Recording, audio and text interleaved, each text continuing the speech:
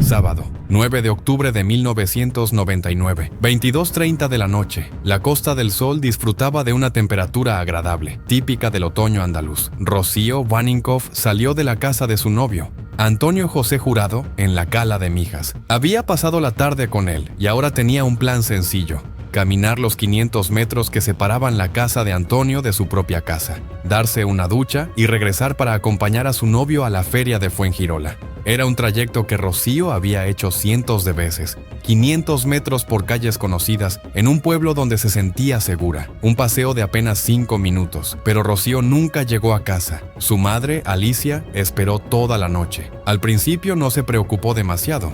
Era fin de semana, y las chicas de 19 años a veces cambian de planes. Quizás había decidido quedarse con Antonio. Quizás habían ido directamente a la feria. Domingo por la mañana. Alicia llamó a Antonio. ¿Está Rocío contigo? La respuesta la heló la sangre. No, pensé que había llegado a casa anoche. Antonio explicó la situación. Rocío había salido de su casa sobre las 21:30 horas del sábado. Iba a ducharse y volver. Él la había esperado hasta altas horas de la madrugada, pero nunca regresó. Las llamadas comenzaron inmediatamente. Amigos, familiares, conocidos. Nadie había visto a Rocío desde la noche anterior. La preocupación se transformó rápidamente en pánico. A las pocas horas, Alicia Hornos se presentó en el cuartel de la Guardia Civil de Mijas para denunciar la desaparición de su hija. Los agentes tomaron nota de los datos. Rocío Waninkoff, 19 años, 1,60 m de estatura, cabello rubio, ojos claros. La búsqueda comenzó inmediatamente. Agentes de la Guardia Civil peinaron el trayecto entre las dos casas. Era un recorrido sencillo: salir de la Cala de Mijas, tomar la carretera local y llegar al domicilio familiar. Y entonces encontraron la primera pista inquietante. En una explanada junto a la carretera, los investigadores hallaron los zapatos de Rocío. Estaban junto a la vía, como si alguien los hubiera dejado allí deliberadamente. Cerca de los zapatos, una mancha de sangre en el asfalto. Y a pocos metros, un pañuelo también manchado de sangre. Las pruebas preliminares confirmaron lo que todos temían. La sangre era de Rocío Waninkoff. La evidencia era clara. Algo terrible había ocurrido en aquella explanada. Rocío no había desaparecido voluntariamente. Había sido víctima de un crimen. La pregunta ahora era: ¿dónde estaba su cuerpo? Y más importante aún, ¿quién había sido capaz de hacer algo así? Rocío Waninkoff nació el 31 de enero de 1980. Una joven holandesa española de cabello rubio y ojos claros que vivía en Mijas, en la Costa del Sol malagueña. A los 19 años, Rocío era una chica típica de su generación. Le gustaba salir con amigos, ir a discotecas y disfrutar del ambiente costero mediterráneo. Vivía con su madre, Alicia Hornos, una mujer trabajadora que había luchado por sacar adelante a su familia. Rocío tenía novio, Antonio José Jurado, un joven de su edad con quien mantenía una relación estable. Como muchas parejas jóvenes, pasaban las tardes juntos, hacían planes de futuro y vivían esa etapa dorada del primer amor.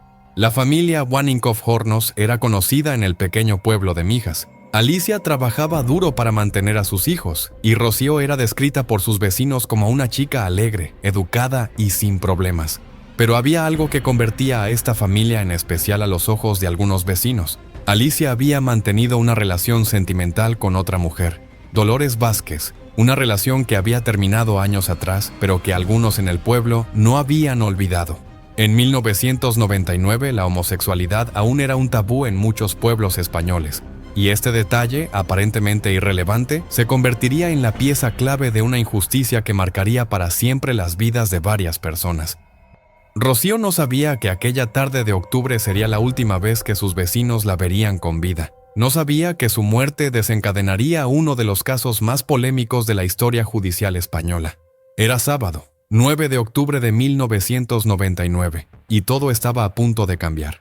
La tarde del 9 de octubre de 1999, una joven de 19 años salió a caminar 500 metros hasta su casa. Nunca llegó. Su nombre era Rocío Waninkoff, y su desaparición desencadenaría una tragedia que destruiría 2 vidas más, incluyendo la de una mujer completamente inocente. Esta es la historia de cómo la sed de justicia se convirtió en venganza ciega, de cómo los medios de comunicación crearon un monstruo inexistente y de cómo el verdadero asesino continuó matando mientras una mujer inocente pagaba por sus crímenes. Bienvenidos al caso que cambió para siempre el sistema judicial español. el caso Rocío Waninkoff. La muerte de Rocío Waninkoff conmocionó a toda España.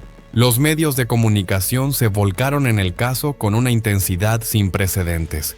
Y muy pronto apareció un nombre en todas las portadas: Dolores Vázquez. Dolores era una mujer de 48 años, profesora de educación física que había mantenido una relación sentimental con Alicia Hornos, la madre de Rocío, varios años antes del crimen. La relación había terminado, pero ambas mujeres continuaban viviendo en el mismo pueblo. Los investigadores comenzaron a construir una teoría. Dolores Vázquez había matado a Rocío por despecho, por venganza contra Alicia. Los medios compraron esta versión inmediatamente y la convirtieron en el relato oficial. La prensa española se cebó con Dolores Vázquez de una manera que hoy resulta difícil de creer. La llamaban la lesbiana asesina, la profesora del horror, la mujer que odiaba a los hombres. Su orientación sexual se convirtió en el centro de la narrativa mediática. En los programas de televisión, tertulianos sin escrúpulos especulaban abiertamente sobre la culpabilidad de Dolores. Se creó un ambiente de linchamiento mediático sin precedentes en la historia reciente de España. Los vecinos de Mijas comenzaron a señalar a Dolores por la calle. Recibía insultos, amenazas, miradas de odio. Su vida se convirtió en un infierno, pero lo peor estaba por llegar. El 24 de septiembre de 2001, casi 2 años después del crimen, Dolores Vázquez fue detenida y acusada formalmente del asesinato de Rocío Waninkoff. La evidencia en su contra era, en el mejor de los casos, circunstancial.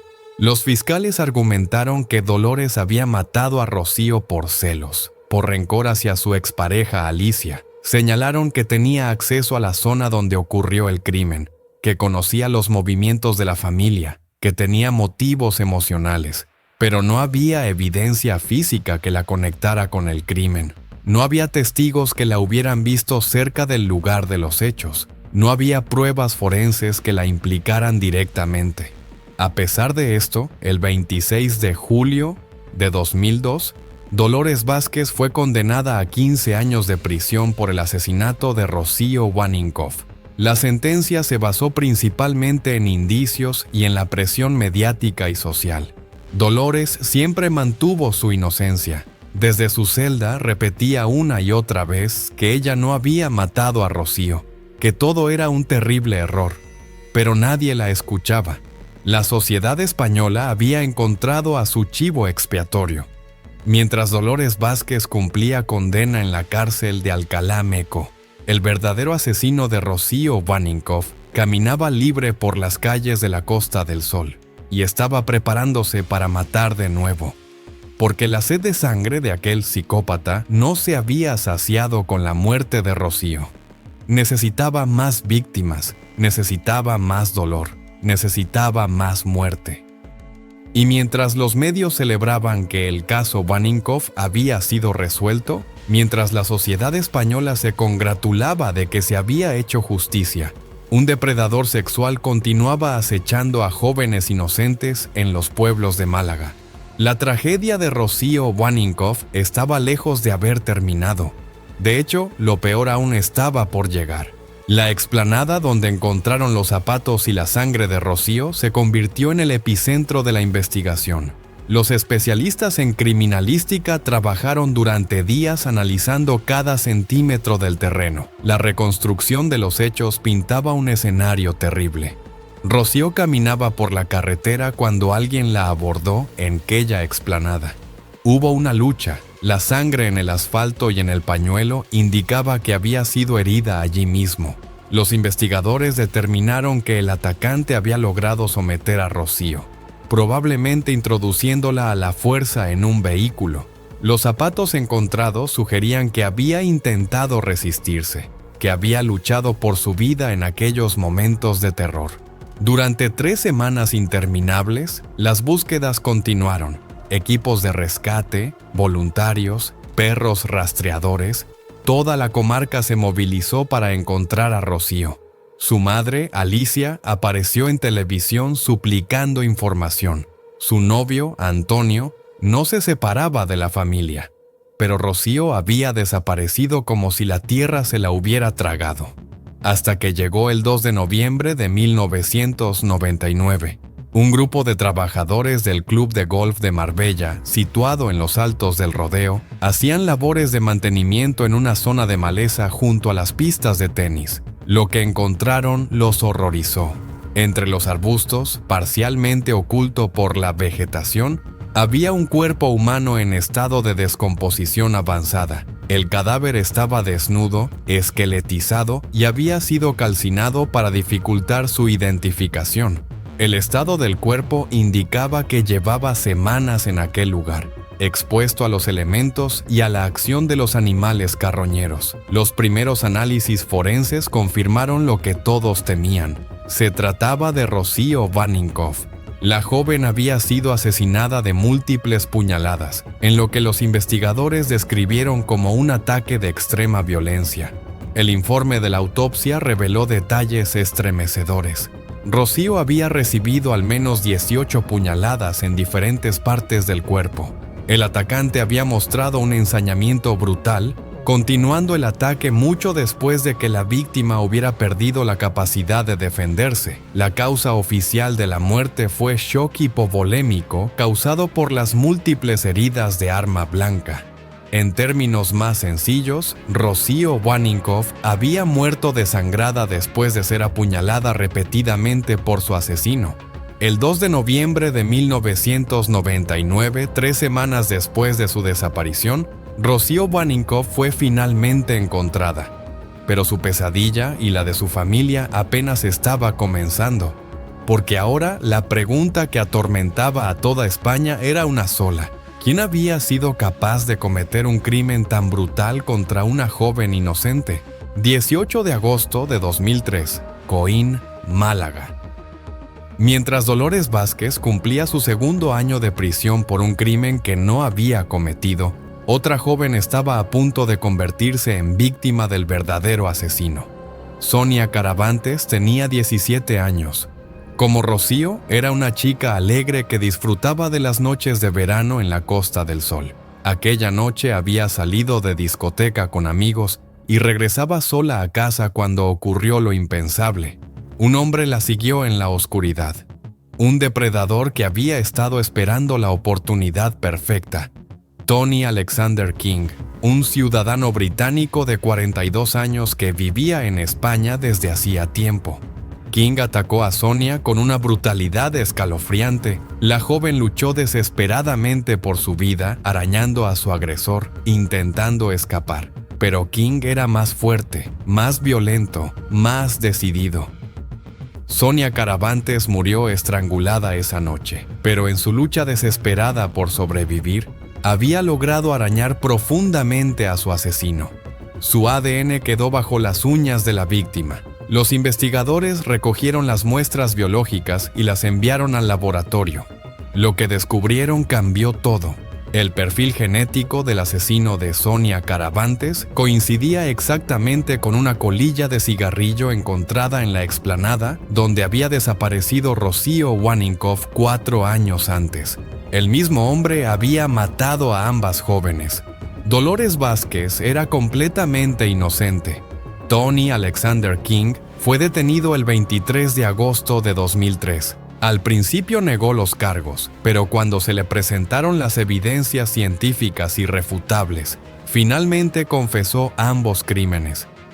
King reveló detalles que solo el verdadero asesino podía conocer. Describió cómo había abordado a Rocío en aquella explanada, cómo la había introducido a la fuerza en su coche, cómo la había llevado hasta los altos del Rodeo para asesinarla brutalmente. Había un patrón claro. Buscaba jóvenes vulnerables que caminaran solas por la noche, las atacaba con extrema violencia y disfrutaba del terror de sus víctimas. El 26 de enero de 2004, después de casi 2 años y medio en prisión, Dolores Vázquez fue puesta en libertad. Su nombre había sido limpiado, pero su vida estaba destrozada para siempre. La mujer que salió de la cárcel no era la misma que había entrado. Había perdido su trabajo, su reputación, su tranquilidad. Los años de linchamiento mediático y prisión injusta habían dejado cicatrices profundas que nunca sanarían completamente.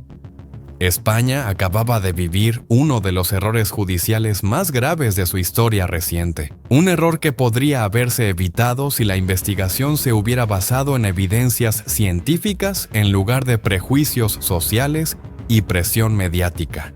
Tony Alexander King fue condenado a 36 años de prisión por el asesinato de Sonia Caravantes y posteriormente a 19 años adicionales por la muerte de Rocío Waninkoff.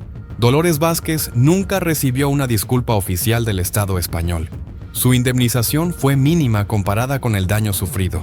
Hoy vive en el anonimato, intentando reconstruir una vida que nunca volverá a ser la misma. El caso Waninkoff cambió para siempre el sistema judicial español y la manera en que los medios cubren los crímenes. 2 jóvenes inocentes perdieron la vida. Una mujer inocente perdió años de libertad. Y un depredador sexual pudo continuar matando mientras la justicia perseguía a la persona equivocada. Pero la historia de Tony Alexander King no termina aquí, porque las autoridades españolas pronto descubrirían que este depredador había cometido muchos más crímenes de los que inicialmente pensaban. Esta es solo la primera parte de una historia mucho más oscura. Una historia de crímenes en serie que se extendió por toda la Costa del Sol durante años.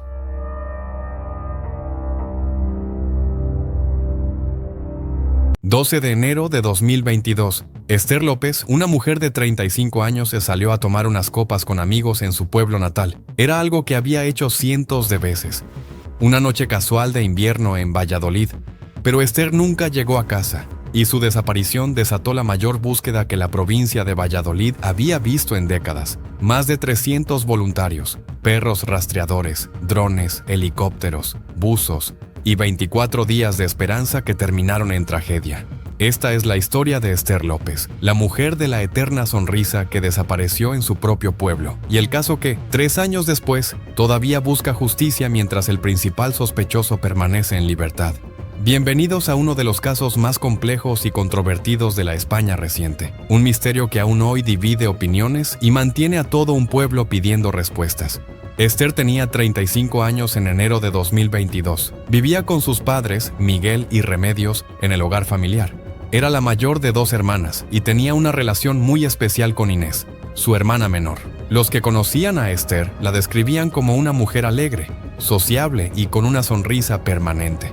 Le encantaba su pueblo, sus amigos, las tradiciones locales. Era parte del tejido social de Traspinedo, donde había construido toda su vida. Esther trabajaba de manera esporádica ayudando en el negocio familiar y realizando trabajos temporales, pero su verdadera pasión era estar con la gente, disfrutar de la vida social, compartir momentos con sus amigos de toda la vida. En Traspinedo, Esther era conocida por su carácter festivo. Le gustaba salir, tomar unas copas con amigos, ir a los bares del pueblo. Era algo completamente normal en una localidad pequeña donde la vida social gira en torno a los bares y restaurantes locales. Entre su círculo de amigos estaban Carolo y Óscar, 2 conocidos de toda la vida con quienes solía quedar para tomar algo. Eran amistades del pueblo, personas con las que había compartido años de su vida y en quienes confiaba. El 12 de enero de 2022 era un miércoles normal. Esther había pasado la mañana en una manifestación en el pueblo pidiendo la reapertura del consultorio médico local. Por la tarde decidió ver el clásico entre el Real Madrid y el Barcelona en los bares de Traspinedo con amigos. Ese partido terminó tarde, con prórroga incluida. Después, Esther y sus amigos decidieron continuar la noche. No había nada inusual en sus planes. Era simplemente otra noche más en Traspinedo. Pero esa noche algo salió terriblemente mal. Y cuando el sol salió el día siguiente, Esther López había desaparecido sin dejar rastro. Su familia no sabía dónde estaba. Sus amigos no tenían respuestas. Y todo Traspinedo estaba a punto de vivir la peor pesadilla de su historia. Según las versiones posteriores, los 3 fueron en el coche de Óscar, un Volkswagen T-Roc, hasta la zona del polígono industrial Tuduero, cerca de la urbanización El Romeral, a unos 4 kilómetros del pueblo. Era una zona que conocían bien. Primero llevaron a Carolo a su casa. Luego, según la declaración de Óscar, él y Esther continuaron juntos en el coche. Estuvieron en una vivienda propiedad de la familia de Óscar que él utilizaba habitualmente, situada en El Romeral. Lo que ocurrió después en aquella casa es un punto clave del caso. Según Óscar, Esther le propuso ir a seguir de copas a Valladolid capital. Él se negó porque estaba cansado y quería ir a dormir. Esto provocó un enfado en Esther. Óscar declaró que Esther bajó del coche enfadada aproximadamente a las 2:45 de la madrugada del 13 de enero, cerca del restaurante La Maña de Traspinedo. Según su versión, él la vio alejarse caminando y ese fue el último momento en que la vio. Óscar afirmó que regresó a su domicilio en Valladolid capital y ya no supo nada más de Esther. Pensó que habría llegado a su casa caminando como había hecho otras veces o que alguien la había recogido. Pero las investigaciones posteriores pintarían un cuadro muy diferente. Según el informe de la Guardia Civil, lo que realmente ocurrió aquella noche fue mucho más complejo y siniestro. Los investigadores concluyeron que, después de que Esther saliera de aquella casa caminando, enfadada, Óscar salió detrás de ella en su vehículo. Y entonces ocurrió el incidente que cambiaría todo. Según la hipótesis policial basada en evidencias forenses, Óscar atropelló a Esther con su Volkswagen T-Roc en una calle cercana a aquella vivienda. El impacto fue a velocidad media o baja, cuando ella estaba de espaldas o lateral al vehículo. El atropello le causó a Esther lesiones graves, traumatismos múltiples, pero no la mató inmediatamente. Esther quedó herida, incapacitada, vulnerable, pero aún con vida. Y aquí es donde el caso toma el giro más perturbador. Según la reconstrucción judicial, Óscar no llamó a emergencias, no pidió ayuda. En lugar de eso, cargó a Esther en su vehículo y la llevó de regreso a la casa. Durante las siguientes horas, entre 1 y 3 según los cálculos forenses, Óscar esperó. Esperó mientras Esther agonizaba. Esperó hasta comprobar que ya no respiraba. Esperó deliberadamente a que muriera. Los investigadores encontrarían después evidencias que sugerían que Óscar había comprobado si Esther estaba muerta utilizando un utensilio punzante. Las marcas en el cuerpo coincidían con las puntas de un tenedor. Solo cuando estuvo seguro de que Esther había fallecido, Óscar procedió a ocultar el cuerpo. Lo colocó en el maletero de su vehículo junto con el bolso y el teléfono móvil de la víctima. Óscar condujo desde Traspinedo hasta Valladolid capital. En el camino ocultó el teléfono de Esther entre unos matorrales. Llegó a su casa en la capital, limpió meticulosamente su vehículo en una gasolinera y regresó a Traspinedo. Ya en Traspinedo, durante la noche del 13 de enero, Óscar transportó el cuerpo de Esther hasta una cuneta de la carretera VP 2303 en el kilómetro 0,800. Era un lugar que conocía bien porque años atrás había sufrido un accidente en ese mismo punto.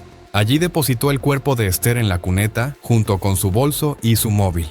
Después, borró del teléfono las últimas llamadas registradas. Todo estaba diseñado para parecer que Esther había sido atropellada por un conductor que se había dado a la fuga. Óscar regresó a su vida normal. Al día siguiente continuó con sus rutinas como si nada hubiera pasado. Mientras tanto, la familia de Esther comenzaba a preocuparse. Su hija no contestaba el teléfono. No había llegado a casa y nadie sabía dónde estaba.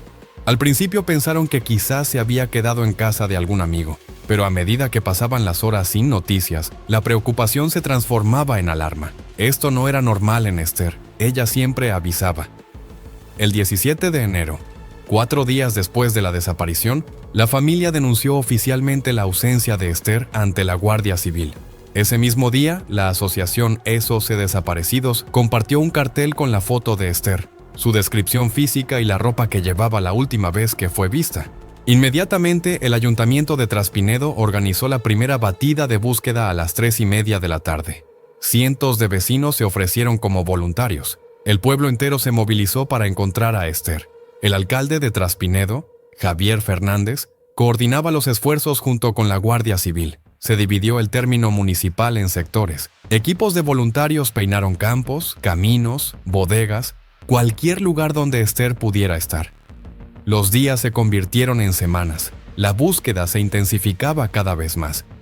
Llegaron equipos especializados desde otras provincias. Drones sobrevolaban la zona. Helicópteros rastreaban desde el aire. Perros entrenados seguían posibles rastros. El grupo de actividades subacuáticas, GEAS, de la Guardia Civil, llegó para peinar el canal y el río Duero. Buzos se sumergían en las aguas heladas de enero buscando cualquier indicio. Un dron especial, el Matrice 300, considerado la élite tecnológica de España, sobrevoló toda la zona. Era capaz de leer la matrícula de un coche a 650 metros de distancia. Si había algo que ver, lo vería. Pero el dron no captó nada. Los perros no encontraron rastro. Los helicópteros no vieron señales. Esther había desaparecido como si se la hubiera tragado la tierra. Mientras tanto, los investigadores comenzaban a enfocarse en las últimas personas que habían estado con Esther. Entrevistaron a Carolo, quien había estado con ella parte de la noche. Lo descartaron rápidamente. Luego centraron su atención en Ramón, conocido como El Manitas, un vecino de Traspinedo. El 22 de enero, 10 días después de la desaparición, Ramón fue detenido.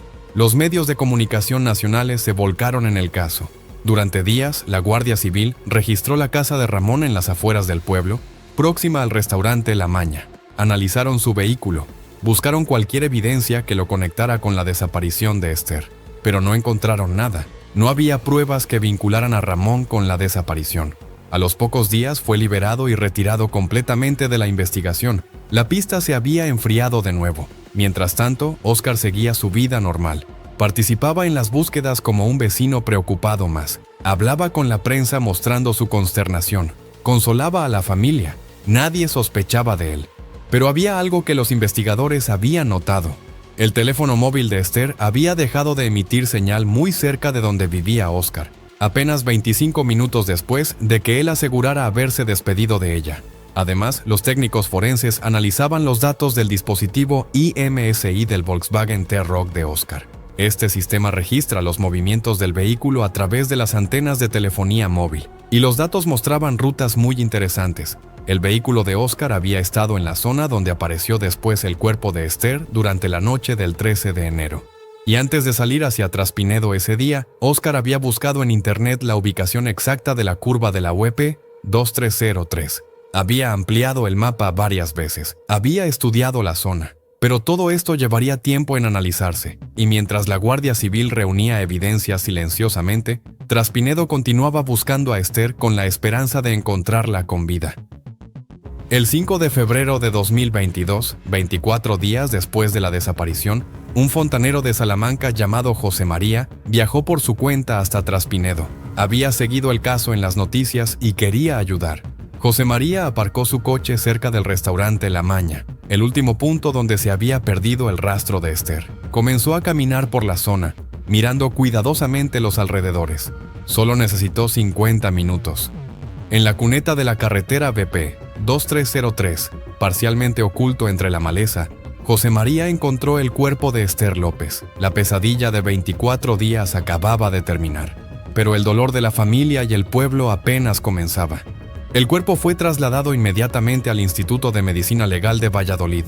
Los forenses trabajaron meticulosamente en la autopsia, documentando cada lesión, cada detalle que pudiera revelar qué le había ocurrido a Esther. Los resultados fueron devastadores. Esther había muerto por shock multifactorial. Las causas: politraumatismo asociado a hipotermia y consumo de tóxicos como alcohol y cocaína que había ingerido durante la noche de fiesta. Pero lo más importante era el politraumatismo. Esther tenía lesiones compatibles con haber sido atropellada por un vehículo. Las fracturas, los hematomas, el patrón de las lesiones, todo indicaba un impacto con un automóvil. Además, las evidencias forenses demostraban algo escalofriante. Esther no había muerto inmediatamente, había sobrevivido al atropello inicial. Con atención médica habría podido salvarse, pero nadie la ayudó. La hipotermia también jugó un papel crucial. Esther había pasado horas en el frío de enero, herida y abandonada, hasta que finalmente su cuerpo cedió. El 9 de febrero, 4 días después del hallazgo, Traspinedo se vistió de luto. Miles de personas acudieron al funeral de Esther en la iglesia de San Martín de Tours. El dolor del pueblo era palpable. La hermana de Esther, Inés, estaba destrozada. Sus padres, Miguel y Remedios, no podían ni hablar del dolor. Habían perdido a su hija en circunstancias que aún no comprendían del todo. Mientras el pueblo lloraba, la Guardia Civil trabajaba intensamente. La Unidad Central Operativa, UCO, y la Unidad Orgánica de Policía Judicial de Valladolid se unieron en la investigación. Analizaron exhaustivamente el vehículo de Óscar. Encontraron ADN de Esther en el maletero. No sangre, pero sí restos biológicos que demostraban que ella había estado allí. Estudiaron los datos de su teléfono móvil, los movimientos del IMSI de su coche, las búsquedas en internet. Todo pintaba un cuadro cada vez más claro. Revisaron cámaras de seguridad. Una gasolinera en la avenida de Zamora de Valladolid había captado el coche de Óscar lavándose exhaustivamente en las horas posteriores a la desaparición de Esther. En abril de 2022, 3 meses después del crimen, la Guardia Civil registró la casa de Óscar en Valladolid. Confiscaron su ordenador, su teléfono, documentos, buscaban cualquier evidencia adicional. El 25 de abril, Óscar fue citado a declarar por primera vez ante la jueza Soledad Ortega en el Juzgado de Instrucción número 5 de Valladolid. Acudió acompañado de su abogado. Óscar mantuvo su versión.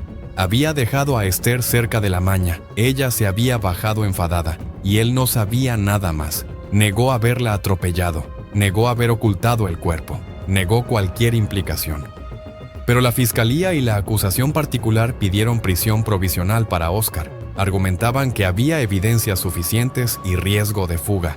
Sin embargo, tanto la jueza como el fiscal rechazaron la petición. Óscar salió libre. Esta decisión provocó la furia de la familia de Esther y de todo Traspinedo. ¿Cómo era posible que el principal sospechoso estuviera en libertad? ¿Qué más evidencias se necesitaban? En noviembre de 2023, casi 2 años después del crimen, la Guardia Civil entregó su informe definitivo. Un tomo de 429 páginas y otro de 545. 2 años de investigación exhaustiva. Las conclusiones eran claras. Óscar había atropellado a Esther en un arrebato en caliente tras una discusión. Luego, consciente de que seguía viva, esperó deliberadamente a que muriera. Y finalmente ocultó el cuerpo para simular un atropello con fuga. Los investigadores produjeron 12 vídeos técnicos con reconstrucciones animadas del crimen. Mostraban cómo había ocurrido el atropello, los movimientos del vehículo, la posición del cuerpo.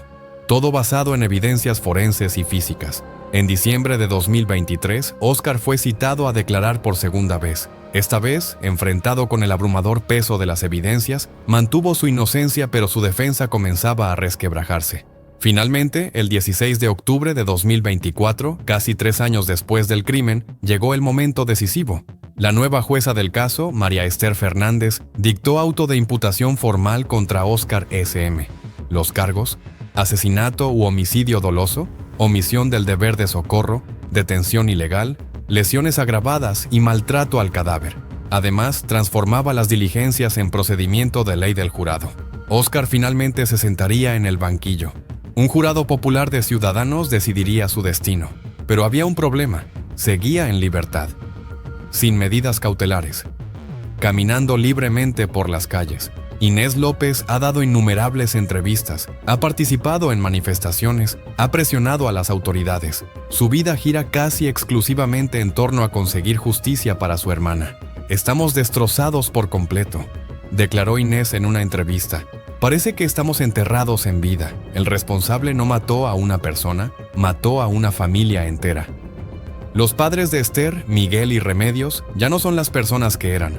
Remedios lleva más de 2 años encerrada en casa, incapaz de salir excepto para ir al cementerio cuando sabe que no hay nadie. El dolor les ha consumido.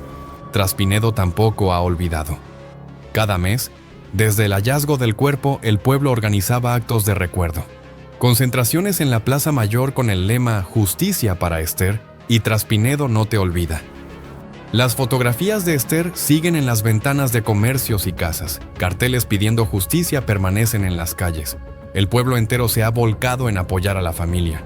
Pero la espera ha sido agotadora.